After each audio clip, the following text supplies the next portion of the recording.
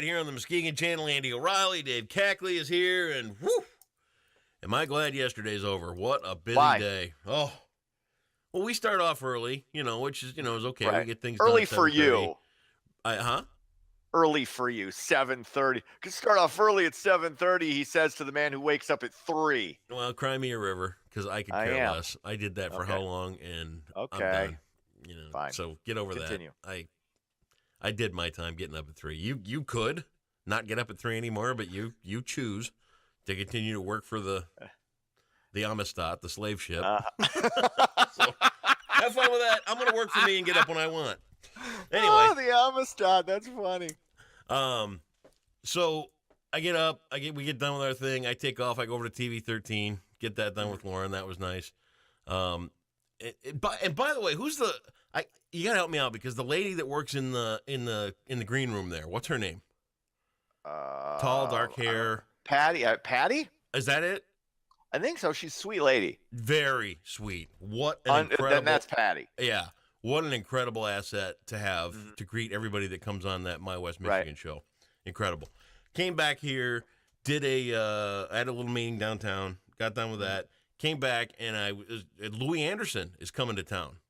Right. So we had it set up. We were going to do an interview like this, but Louie didn't bring his laptop with him, so we had to rely on a phone interview type thing. Okay. So I'm talking to Louie Anderson, and we're talking about his comedy career. We're talking about his movies. He let slip that there may be a Coming to America 2. Really? Which I would be all about, because I love Coming to America. I thought it was a great movie. And I said, is there any movie things in your history that we don't know about that you may have regretted? And he brought one up. Which was? They tried to cast him as Francis in Pee-wee's Big Adventure. Oh my God, are you serious? Yeah. Wouldn't he have been awesome as Francis was the bad kid. Right. In Pee-wee's Big Adventure, and he couldn't do it only because of a scheduling conflict. Uh-huh. Wouldn't he have been awesome in that role? I think, well, it's hard to see anybody else in that role now, but yeah, I could see how that would have. Yeah, he would have nailed that too. That would have been sweet. But I got to talk to Louie Anderson for a little while, and yes, the whole day was just a shot out of a cannon blur. But nonstop. To get in here and catch your breath for 2 seconds and get to talk to Louie Anderson, that was kind of cool. But yeah, nice. That was my big thing. I was talking to Louie Anderson. I found out he could have been cast for Francis in Pee-wee's Big Adventure. I thought that was really cool. Could have changed the course of his career. So I mean, not that he hasn't had a good one, but it's one of those things.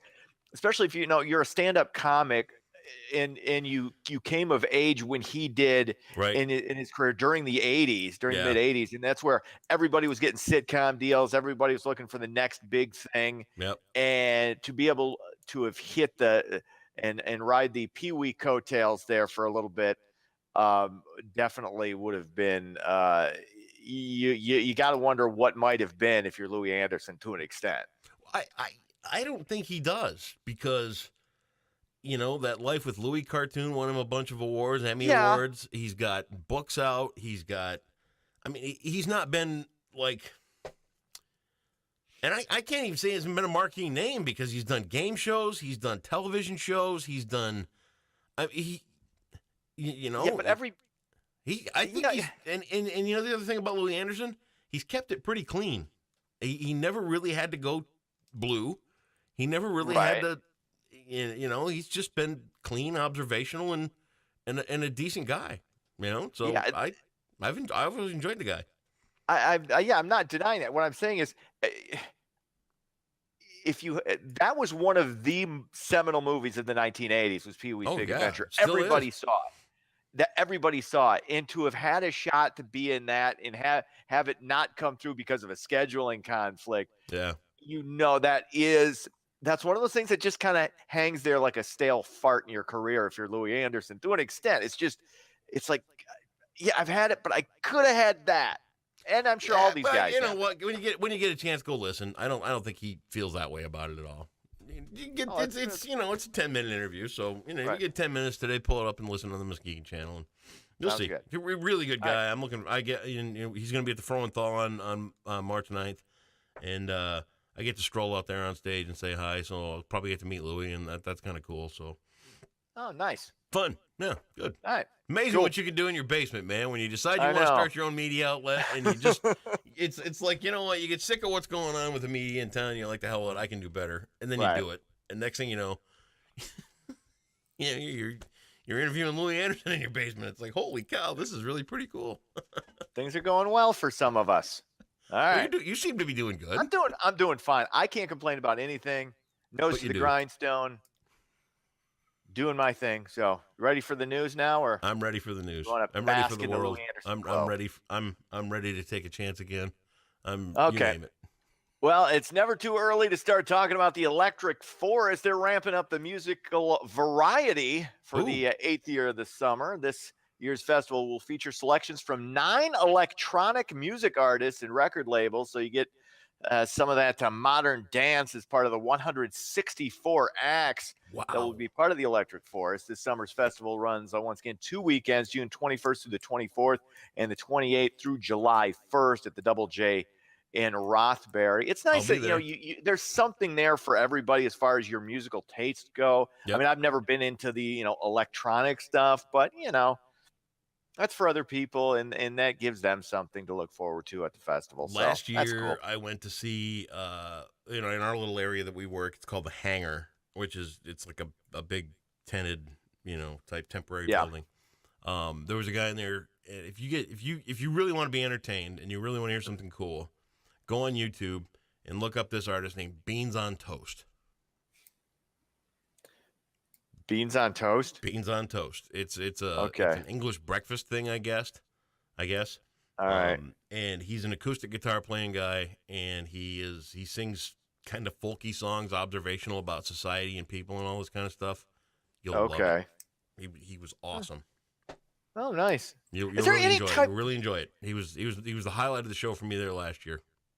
Is there any type of music that you didn't enjoy when you were younger and you were trying to be cool that now you just absolutely love? Where you're like, God, I hated that when I was in my 20s or my late teens, but I'm really kind of into this. I mean, stuff like REM and The Cure and New Order and all those bands back in that back in the day when everything was Poison and Rat and Motley Crue, and you looked at that other stuff and you're like, oh, I'm not listening to that. Those guys are douchebags. And then you look back and you're like, who was the douchebag? Now Andy O'Reilly has an appreciation for Depeche Mode. Yeah.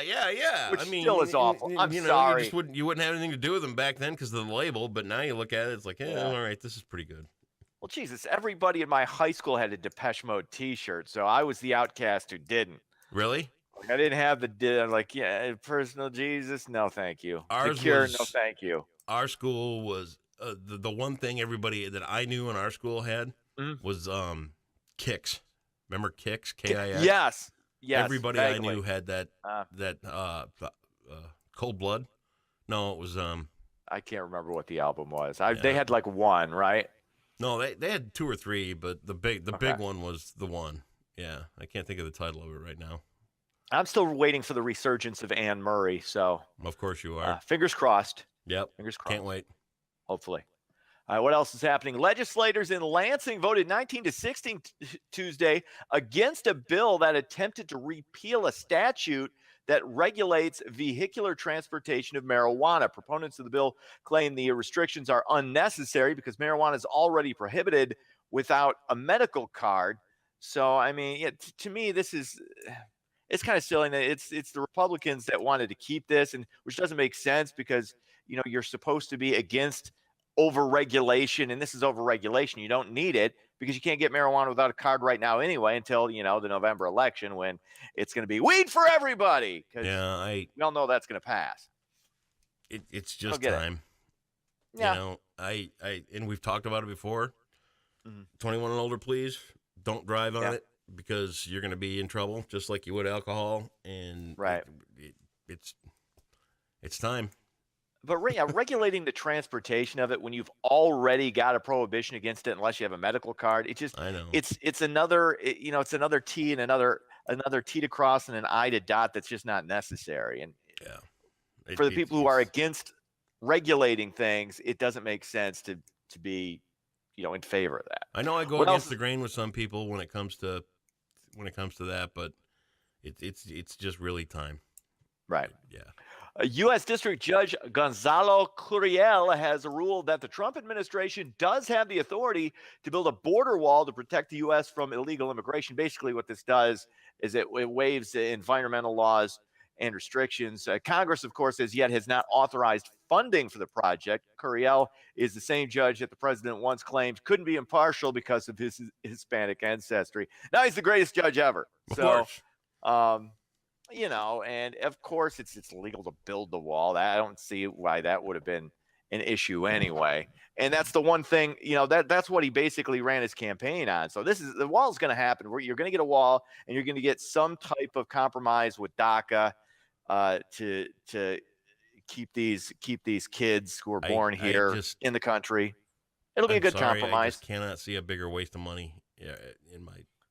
But it's gonna keep people from getting in. It's going to do that. That's why you build walls. That's why you have that. That's why prisons have walls, to keep people from getting out. So, yeah. You believe that? I mean, I don't know how much, it'd be interesting. It's going to have some impact. The amount of impact we'll have to see, but you got to have borders. You keep believing that. What? I agree with borders. I'm sorry, you're right. I agree with the legal immigration process. I just, have you heard of these things called airplanes? Yeah, I get it. They go right up over walls. I understand that. Friggin' things, I'm telling you, Dave, I've seen these things flying around. So that's walls are unbelievable. We should have walls anywhere. You should see it. They start off on the ground. Take down a Great Wall. They look like, in fact, you know what? They look like this. I got one right here. It looks like this. This is an older airplane. Okay, this was called a Ford Tri-Motor. You're being silly. I actually got a ride on one of these things one time, and what they do is, here's what happens. Okay, see? Here's the airplane, and what happens is, see these wheels here on the ground? Mm-hmm. What they do is they start off on the ground, and what they do is this thing's sitting on a runway, right? And over here they'll put a little ladder, and people will walk up into this airplane. Wow. Okay, it's fascinating. And from there they start these little motors up, and you can see this one here's actually even got spinning. Well, kind of they spin, but they don't spin like the real ones do. They start these motors up, and then it goes down the runway a little bit, and then on these wings they've got these things here where they kind of flap down. And that creates a little downforce, and the airplane angles up, and it goes, it flies up in the air like that. So what you're saying is that's the only mode of transportation. That's the only way to get anywhere is from an airplane. People don't No, there's other modes of transportation. People don't drive. This is a rocket ship. They can get around in these, too. Here's what's stupid about the argument. I don't think people trying to cross a border are going to really use rockets because these go way up in outer space. You're probably right. And they're probably not going to use planes either. No, well, they could. I mean, let's come on. I don't know if I have a truck. You can say we shouldn't have the wall because of various. Say it's not a good look. It's not who we are as a country. That's fine. Don't say it's not gonna work because that's ridiculous. Okay. Because it's gonna work to what extent is the question. It's going to work, but we don't know to what extent. So don't use the argument that's not going to work. Tomorrow I'll have a truck in here and I'll try and explain that to you. All right. Thanks for learning me. You got it. I appreciate that. Sports, the Lions have put the franchise tag on Ezekiel Ansah, so they're going to at least have one pass rusher this year. Wings, once again, are off till tomorrow when they take on the St. Louis Blues. That's sports. Go enjoy your Wednesday.